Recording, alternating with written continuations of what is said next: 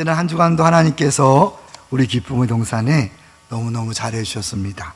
가장 먼저 감사할 것은 여러분 보시는 것처럼 굉장히 풍성하죠. 많은 분들이 패밀리별로 또 개인별로 헌물해 주셨고, 또 교회가 도움을 주셔서 강단을 아름답게 장식했습니다.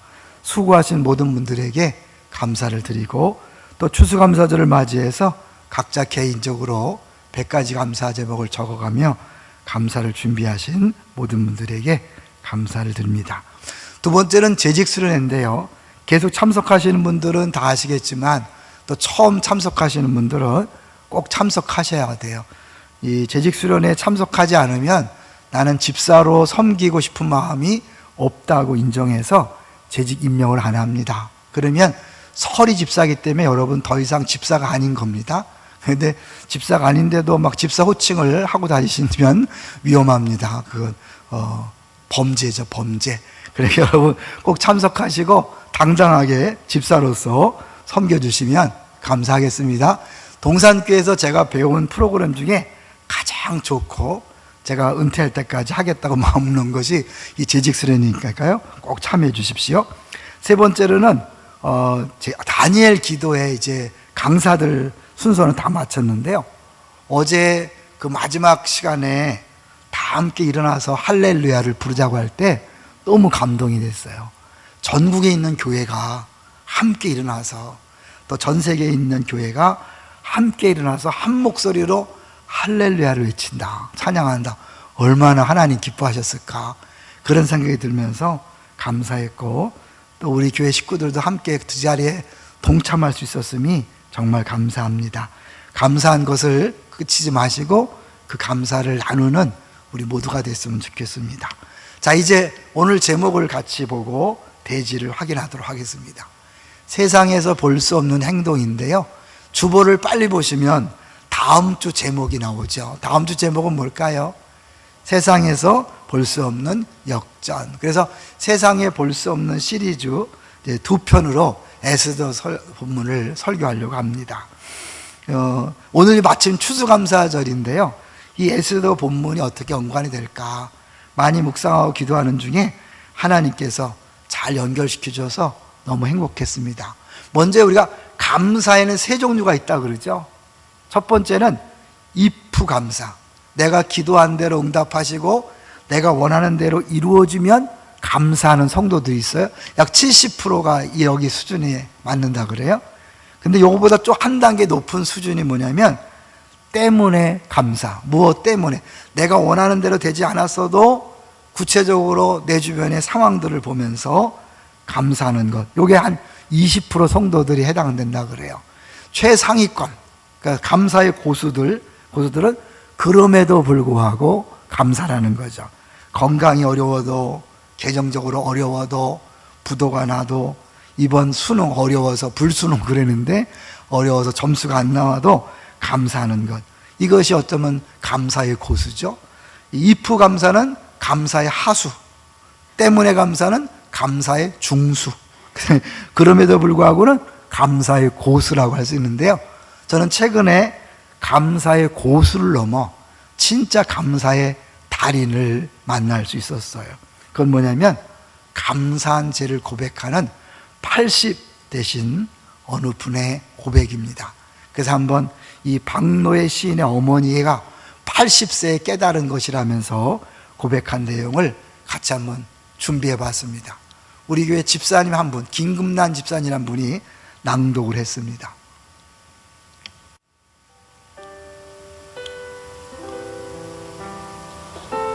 감사한 죄 박노해. 새벽녘 팔순 어머니가 흐느끼신다. 젊어서 헐몸이 되어 온갖 노동을 하며 5 자녀를 키워낸 장하신 어머니. 눈도 귀도 어두워져 홀로 사는 어머니가 새벽 기도 중에 나직히 흐느끼신다. 나는 한평생을 기도로 살아왔느니라. 낯선 서울 땅에 올라와 노점상으로 쫓기고 여자 몸으로 공사판을 뛰어다니면서도 남보다 도와주는 사람이 많았음에 늘 감사하며 기도했느니라. 아비도 없이 가난 속에 연자제에 묶인 내 새끼들, 환경에 좌절하지 않고 경우 바르게 자라나서 큰 아들과 막내는 성직자로 하나님께 바치고 너희 내외는 민주운동가로 나라에 바치고 나는 감사 기도를 바치며 살아왔느니라. 내 나이 80이 넘으니 오늘에야 내 수문제가 보이기 시작하는구나. 거리에서 리어카 노점상을 하다 잡혀온 내 처지를 아는 단속반들이 나를 많이 봐주고 공사판 십장들이 몸 약한 나를 많이 배려해주고 파출부 일자리도 나는 끊이지 않았느니라. 나는 어리석게도 그것에 감사만 하면서 긴 세월을 다 보내고 말았구나. 다른 사람들이 단속반에 끌려가 벌금을 물고 일거리를 못 얻어 힘없이 돌아설 때도 민주화 운동하던 다른 어머니 아들 딸들은 정권 교체가 돼서도 살아 돌아오지 못했어도 사람을 받고도 몸성이 살아서 돌아온 불쌍하고 장한 내 새끼 하면서 나는 바보처럼 감사 기도만 바치고 살아왔구나. 나는 감사한 죄를 짓고 살아왔구나. 새벽녘 팔순 어머니가 흐느끼신다. 묵주를 손에 쥐고 흐느끼신다. 감사한 죄, 감사한 죄, 감사한 죄. 감사한 것이 죄일까요? 네. 감사를 하지 못하는 사람들에게는 해당되지 않는 내용인데요. 이제 최고 고수의 감사를 하면서도 그 감사에만 머물면 죄라는 거죠. 왜냐하면 내가 받은 이 감사는 누군가를 위해서 주어진 것이지 나만 혼자 누리라고 주신 것이 아니라는 거죠. 내가 감사하는 순간에 누군가가 아파하고 눈물을 흘리고 있다면 그들을 찾아가 위로하고 격려할 책임과 의무가 있다는 것을 80이 되어서 깨달았다는 것을 보여주고 있습니다. 오늘 우리가 사실은 이제 모르드게와 하만을 중심으로 보지만 결론적으로 에스더를 볼 텐데요. 에스더는 정말 감사만 한 죄를 범하지 않고 하나님께서 자신을 왕비로 세웠다는 것을 감사하고 동시에 그 왕비로 세우신 이유와 목적을 위해서 죽으면 죽으리라 나아갔던 것을 볼 수 있습니다. 자, 이제 오늘 본문을 같이 보도록 하겠습니다. 3장 1절을 같이 보시죠. 3장 1절 시작. 그 후에 아하수에로 왕이 아각 사람 함므다다의 아들 하만의 주위를 높이 올려 함께 있는 모든 대신 위에 두니. 그 후에 그랬으니까 앞부분에 무슨 내용이 나오는지 알아야 되겠죠. 그래서 먼저 우리 앞부분을 한번 먼저 보기 전에 5명의 주인공 얼굴을 한번 확인해 보려고 그래요. 주연과 조연 합쳐서 제1주연은 아하수에라고 할 수 있죠. 아하수에로 왕은 누구냐면 우리 영화 300이라는 그 영화에 나오는 이제 그런 크세르죠. 그리고 첫째 그 왕비가 와스디였는데 이제 좀 이따 보겠지만 왕이 나와라 그랬는데 안 나왔다가 폐위를 당하고 그 다음에 그 자리를 에스더가 올라가서 왕이 된 거죠. 왕비가 됐죠. 그 다음에 오늘 이제 우리가 하만과 모르드게를 동시에 볼 텐데요. 이 5명의 공통점이 있다면 세상에서 볼 수 없는 행동을 했다는데 공통점이 있어요. 어떤 행동을 했는가? 우리 1장과 2장을 다 7컷으로 준비했으니까요. 한번 보도록 하겠습니다. 먼저 첫 번째, 이제 왕위에 있은 지 제3년이라고 그랬잖아요. 아까 했던 이 크세르크세스가 그리스 정복에 나서가죠. 그 아버지 다리오 왕이 그리스 전투에서 패배하고 이제 자기 아들로서 아버지가 못다한 곳을 살려고 3년 동안 전쟁 준비를 합니다. 그래서 약 170만 정도를 준비하고 그리스를 침공하기 직전인 거예요. 왜? 3년 동안 준비했는데 3년째잖아요. 그러니까 최고 기고만장할 때죠. 그래서 막 너무너무 기분이 좋고 막 거칠 게 없으니까 온 넓은 나라에 다 잔치를 벌릴 거죠.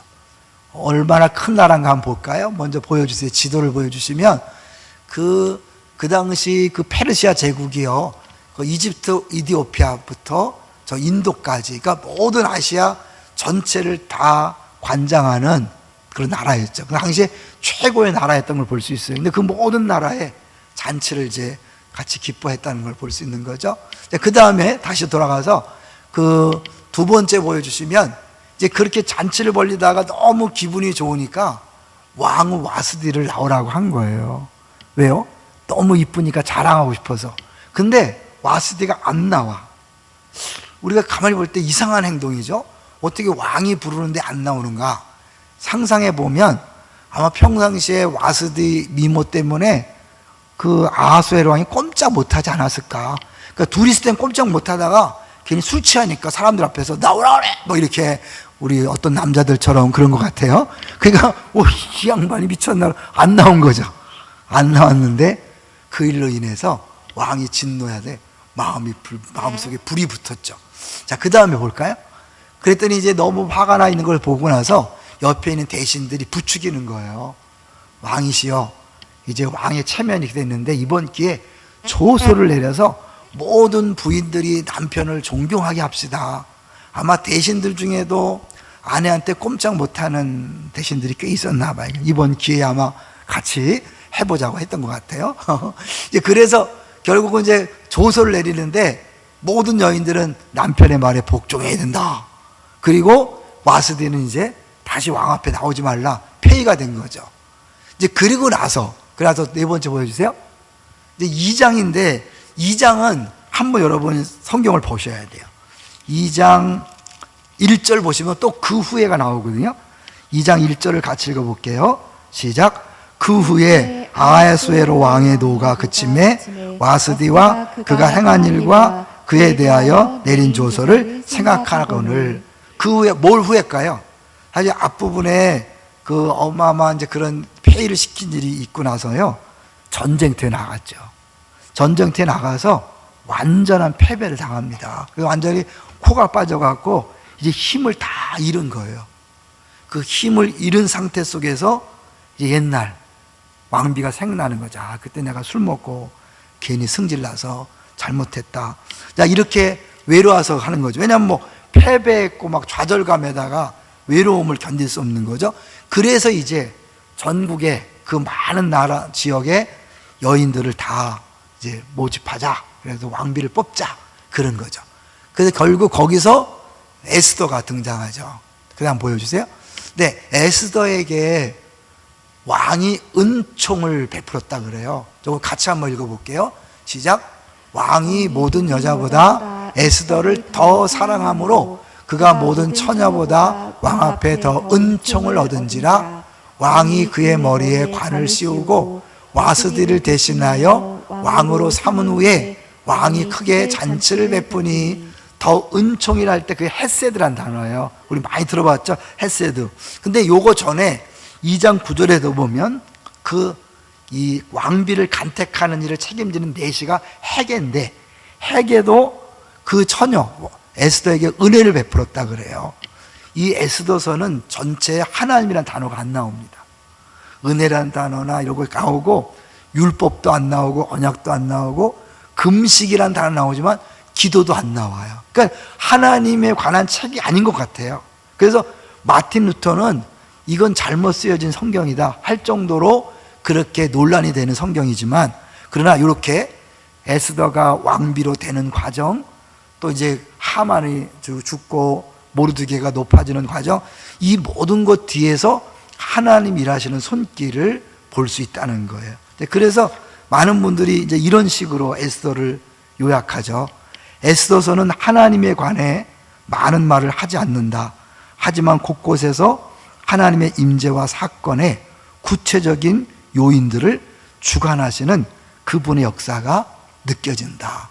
이제 이 왕비가 되는 그 과정에서 이미 하나님 일하심을 보여주는데, 왜 하나님 일하셨을까요? 그건 이제 계속해서 나오는 거죠. 이 왕비가 된 과정을 우리 김찬영 전사님이 새벽 기도에 설교하면서 옛날 드라마 동의 얘기를 하더라고요. 동의란 드라마 아세요? 그런 궁녀가 이제 빈이 되는 거죠. 그래서 그 영종을 낳는 그 역사적인 이야기를 드라마로 꾸민 게 동인데, 저는 그 얘기를 들으면서 생각난 게 뭐냐면 진짜 비슷한 건 기황후다. 기황후 기억나세요? 이 몽골의 공료로 끌려갔다가 막 여러 과정을 거쳐서 결국은 그 원나라의 황후가 되는 과정이 있죠. 이 에스더는 바벨론의 포로로 끌려간 여인이거든요. 그런데 그 포로로 끌려간 나라에서 그 큰 나라의 왕비가 됐으니까 기황후랑 비슷하죠. 근데 기황후는 막 자기가 열심히 노력해서 됐다면 에스더는 자기가 한 게 없어요. 물론 얼굴이 좀 이쁘고 뭐 단장하는데 했지만 이미 헤게가 마음에 들어서 특별히 신경을 써주고 왕이 마음에 들었는데 누가 했을까요? 하나님이 그 눈을 조종한 거죠. 뿅 가도록 해서 왕비가 되게 한 거예요. 하나님이 하신 거죠. 자, 그런데 그렇게 하고 나서 중요한 건 2장 끝부분에 나와요. 정말 중요한 내용. 2장 끝부분에 보면 이 모르드게가 대궐문에 앉아있다가 왕을 죽이려고 반역죄를 꾸미는 사람들을 발견하고 일러 바치는 거죠. 에스더를 통해서 왕에게 이렇게 하는 거예요. 그러니까 에스더도 모르드게 자기 삼촌의 이름을 들어서 이런 소식을 전해갖고 그 반역자들이 잡혀서 죽지요. 볼까요? 그 다음에 반역자들이 나무에 달려 죽는데 이게 굉장히 중요해요. 두 사람을 나무에 달고 그 일을 왕 앞에서 궁중일기에 기록하니라 그러는데 나무에 단다는 표현이 이 짧은 에스더에서 계속 반복적으로 나와요. 이게 핵심 주제라는 거죠. 한번 볼게요. 나무에 단다. 6장 4절로 가보세요. 6장 4절로 가보시면 6장 4절에 이 모르드게가 왕 앞에 나와서 이제 그 하만이죠. 하만이 왕 앞에 나와서 모르드게를 장대에 달라고 허가를 받으려고 온 거예요. 그 전에 이미 이제 하만이 원하는 대로 다 이렇게 하는 과정 중에 여기까지 온 거거든요. 자, 그럼 여기서요, 우리가 이것을 더 가기 전에 이 모르드게와 하만을 한번 비교해 봤으면 좋겠어요. 이들이 왜 그렇게 서로 주기적으로 이렇게 애를 쓰고 갈등이 있는가? 하만을 소개할 때 3장 1절에 어떻게 돼 있어요? 3장 1절에 그 후에 아하수에로 왕이 아각 사람 함무다다의 아들 하만의 지위를 높였다. 아각 사람이라 그러는데요, 이 아각은 사울왕 시대의 아말렉 족속의 왕을 표현할 때 아각이라 그랬거든요. 그리고 모르드게는 베냐민 자손 야일의 아들이라고 밝히고 있어요. 베냐민은 또 아말렉과 어떤 연관이냐면 사울왕이 어느 지파인지 기억하세요? 사울왕이 베냐민 지파예요. 근데 이 사무엘상에 보면 하나님께서 이 사무엘을 통해서 아말렉 족속을 진멸하라 그래요. 근데 사울이 진멸하지 않아요. 불순종해요. 그래서 그 불순종 때문에 거기 왕이 잘려요. 왕이 폐위되는 일이 벌어져요. 그러니까 그 역사적으로 악연이 있는 거죠. 다시 에스더서에서 그 아각의 후손인 하만과 사울의 그런 지파인 뒤에 있는 후손인 모르드게가 만난 거죠. 그럼 그도 하나님은 왜 아말렉을 그렇게 죽이라고 했는가? 아말렉에 대해서 한번 볼게요. 아말렉은 신비한 족속이에요. 신비한 민족이에요. 왜? 이 성경에 많이 나오는데 역사책을 보면 아말렉에 대한 설명이 없어요. 어디 지역에 살았는지 언제 시대 활동했는지 모르는데 성경에서 곳곳에 나와요. 창세기부터 계속 나오는데, 그래서 알 수 없는 족속이기 때문에 구약학자인 앙드레 라콕이 이렇게 설명한 거죠. 아말렉은 세상 가운데 영원히 존재하는 악의 상징이자 이스라엘이 가는 곳마다 만나게 되는 원수를 상징한다. 결국 유다를 끊임없이 괴롭히는 족속, 오늘날 우리에게 적용한다면 우리가 신앙생활 하는데 계속 죄짓게 만들고 우리를 방해하는 세력이 아말렉이라고 할 수 있어요. 그럼 이 아말렉은 언제부터 이렇게 하나님에게 적대적이었나? 출애굽기 한번 볼게요. 보여주세요. 성경 구절, 출애굽기 17장 8절에 보면 이스라엘 백성이 출애굽했을 때 아말렉이 싸우러 오잖아요. 그래서 유명한 모세가 손을 들면 이기고 손이 내려오면 지니까 아론과 훌이 옆에서 이렇게 손을 붙잡아줬죠. 그때 그 전쟁이 끝나고 난 다음에 17장 16절 같이 읽어볼게요. 시작. 이르되 여호와께서 맹세하시기를 여호와가 아말렉과 더불어 대대로 싸우리라 하셨다 하였더라. 많은 족속이 있는데 하나님이 유독 아말렉은 대대에 싸우겠다고 그렇게 선포하셨어요. 왜 그럴까요? 신명기 25장 17절 18절을 보면 그 밑에 애굽에서 나오는 길에, 그러니까 출애굽기 사건을 기억하라는 거죠. 그러면서 맨 뒤에 뭐예요? 하나님을 두려워하지 아니하였느니라. 하나님을 두려워하지 않고 하나님 백성을 공격함으로 하나님과 원수관계에 되었기 때문에 하나님께서 대대로 싸운다는 거예요. 그래서 사울이 첫 번째 왕이 되었을 때 하나님 주신 명령이 뭐냐면 아말렉 족속을 진멸하라. 근데 진멸하지 않고 불순종했기 때문에 순종이 제사보다 낫다. 그 말이 여기서 나온 거거든요. 그리고 오늘 배경을 보면 어떻게 해요? 죄송합니다. 모르드게가 유난히 이렇게 다른 사람은 다 절하는데 모르드게만 꿇지도 않고 절하지도 않는 거예요. 그 사람들이 묻는 거예요. 너 왜 안 하냐? 3절을 보세요. 오늘 본문 3장 3절. 3장 3절 시작. 대궐문에 있는 왕의 신하들이 모르드게에게 이르되 너는 어찌하여 왕의 명령을 거역하느냐 하고. 어찌하여라는 건 뭐냐면 이해가 안 가는 거잖아요. 세상 사람들 볼 때 야, 왕이 명령했는데 너 왜 말을 듣지 않아? 왜 듣지 않을까요? 이 하만이 아말렉 족속이고 자기는 유다 사람이라는 거예요. 4절을 보세요. 4절. 이 모르드게가 에스더를 왕비로 세울 때는 너 유다 족속인 거 말하지 마라. 유다인인 거 말하지 마라. 그랬는데 여기서는 자기가 얘기해. 나 유다인이기 때문이다. 4절 같이 읽어보겠습니다. 시작. 날마다 권하되 모르드게가 듣지 아니하고 자기는 유다인임을 알렸더니 그들이 모르드게의 일이 어찌되나 보고자 하여 하만에게 전하였더라. 왜 꿇지 않은 거예요? 나는 유다인이기 때문에 꿇지 않는 것이다. 그렇다면 성경에는 구체적으로 설명이 안 나왔기 때문에 학자들도 의견이 분분해요. 근데 우리 역사적으로 볼 때 이 아말렉은 하나님을 두려워하지 않는 족속들이기 때문에 이 하만도 뭔가 종교적인 그런 것들을 가지고 이제 했기 때문에 이 모르드게가 안 했다는 것을 짐작할 수 있죠. 왕의 명령인데 거부했다. 왕이 암살될 것을 막았던 사람이 왕의 명령을 거부하는 건 뭐 때문일까요? 그 왕보다도 더 높은 누가 있다는 거죠. 누구요? 하나님이죠. 하나님께서 금하시는 것이라서 왕이 명령하지만 목숨 걸고 안 하겠다는 거죠. 우리가 보통 신앙 양심이라 그러는데요. 우리가 부모가 교회 가지 말라 그럴 때 어때요? 다른 건 다 순종해도 그건 주 안에서 순종해야 되니까 다른 건 다 순종해도 못하는 거죠. 우리 교회 권사님 들어보니까요. 다 순종하되 교회 가는 거 박해하는 거는 불순종했는데 다 순종하기 위해서 엄마가 결혼하라고 남편하고 했대요. 그러니까 그만큼 다른 건 다 순종하지만 하나님께서 금하신 거는 할 수 없는 것을 모르드게가 보여주는 거죠. 우리에게 적용 뭘까요? 옥하는 목사님이 이 본문을 갖고 설교하면서요, 우리가 무릎 꿇지 않아야 될 대상은 뭐냐? 사업할 때 다른 사람의 피눈물을 흘리면서 더러운 이익을 얻는 것, 사업의 관행이라고 하면서 그 이익 앞에 무릎 꿇지 마라 얘기하고, 옛날로 돌아가면 이제 신사참배 그런 거죠. 어떤 한쪽에서는 이거 국가적 행사다, 신사참배 괜찮다 이런 사람이 있었지만 목숨 걸고 신사참배를 거부해서 죽어가는 분들이 있었잖아요. 똑같은 사안인데 신앙 양심 때문에 못하겠다고 한 분이 있는 거죠. 우리 중에도 그런 분들이 있을 거예요. 내가 신앙상 도저히 할 수 없다. 그런데요, 그것 했을 때 하나님이 막아주시고 해결해 주시고 보호하시는 게 아니라 당분간은 더 어려움에 취할 수 있는 거죠.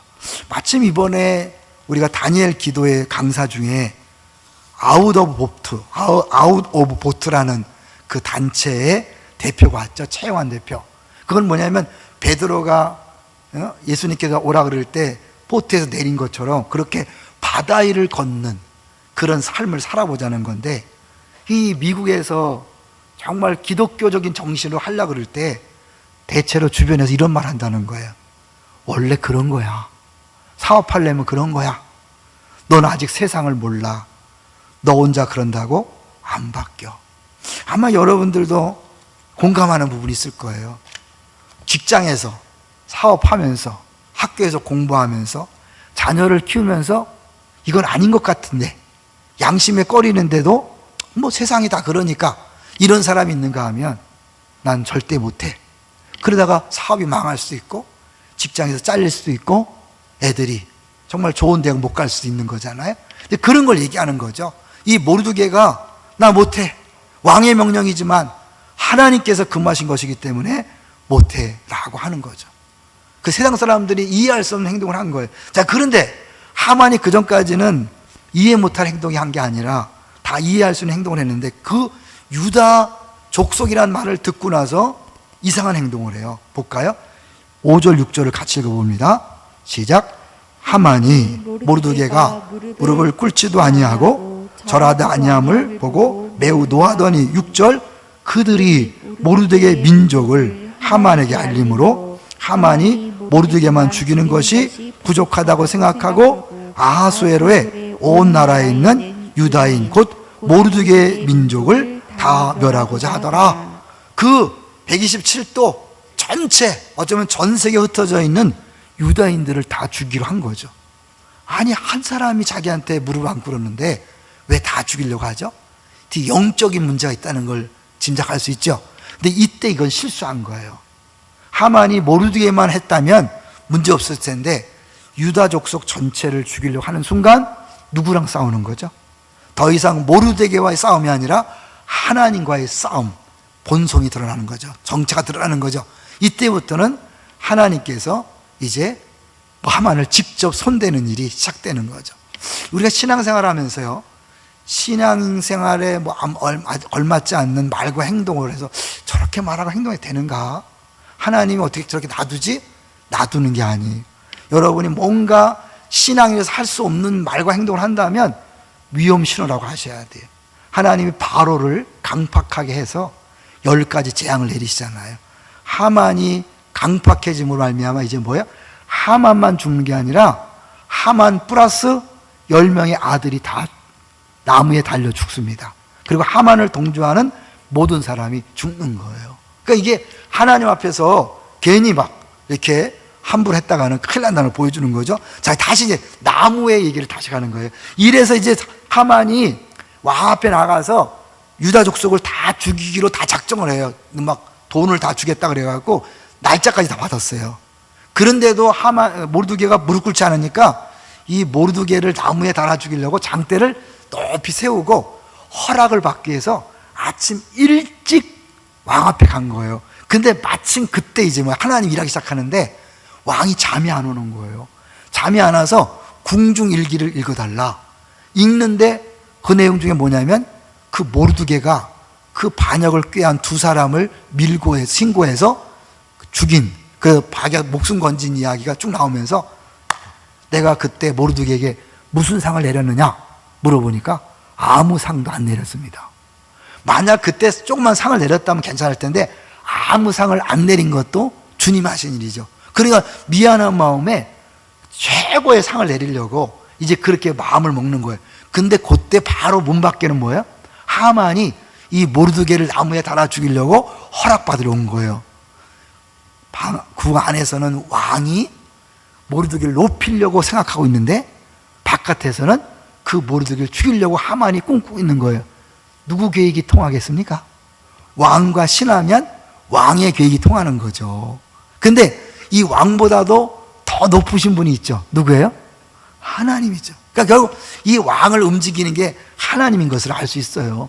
그래서 이제 요 나무에 달아 죽이려고 그걸 얘기하려고 하는데 왕이 이제 야, 왕에게 좋은 일 한 사람을 어떻게 대우하면 좋겠냐? 자기 얘기인 줄 알고 왕복을 입혀서 막 이렇게 하는 거예요.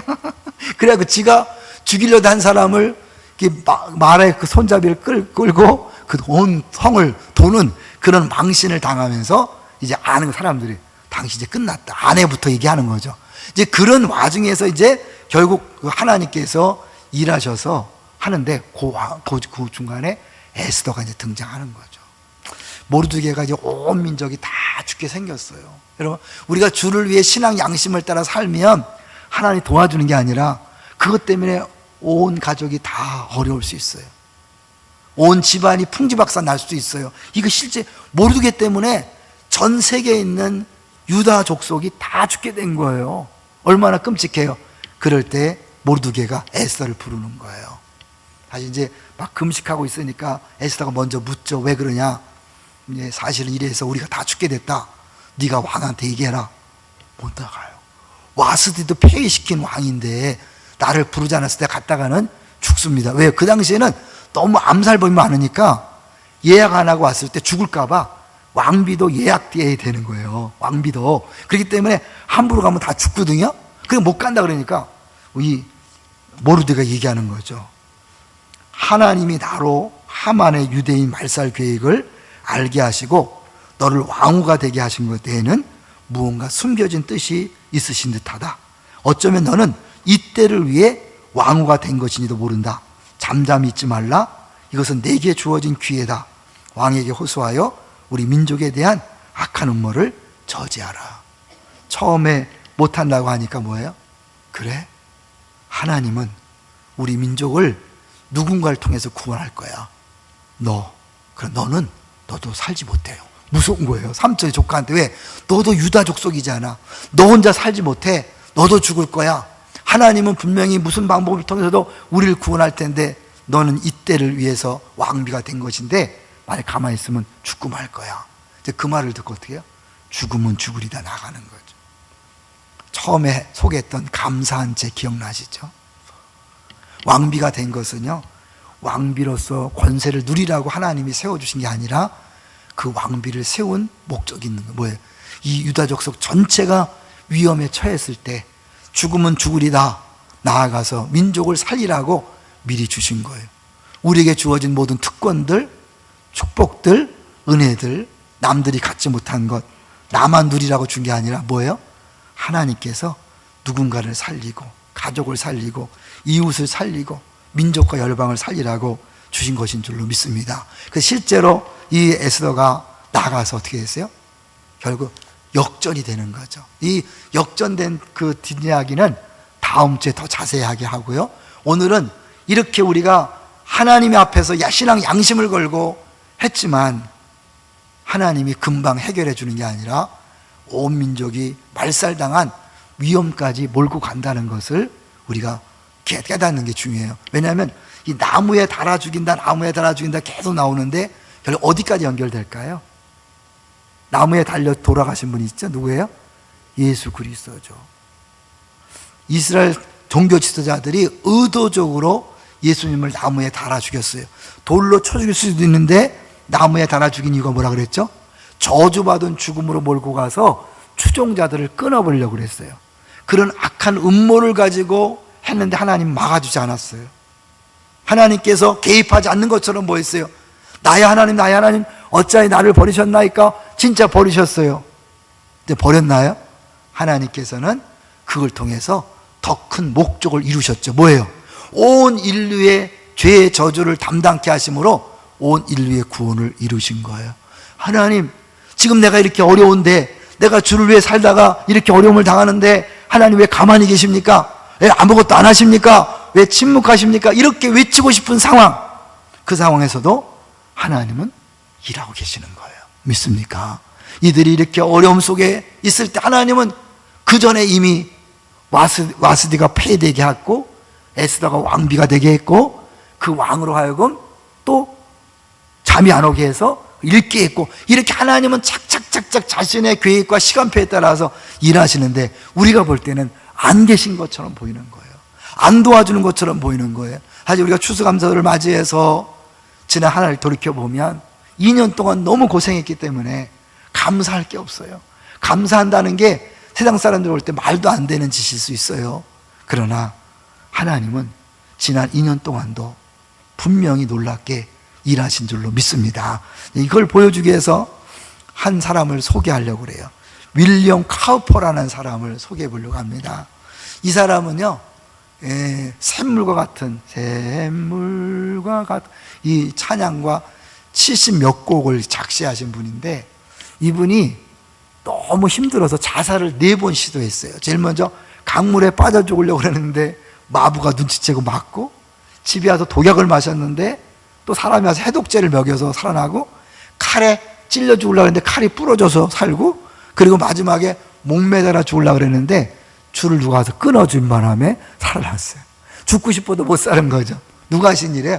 하나님이 살려내신 거죠.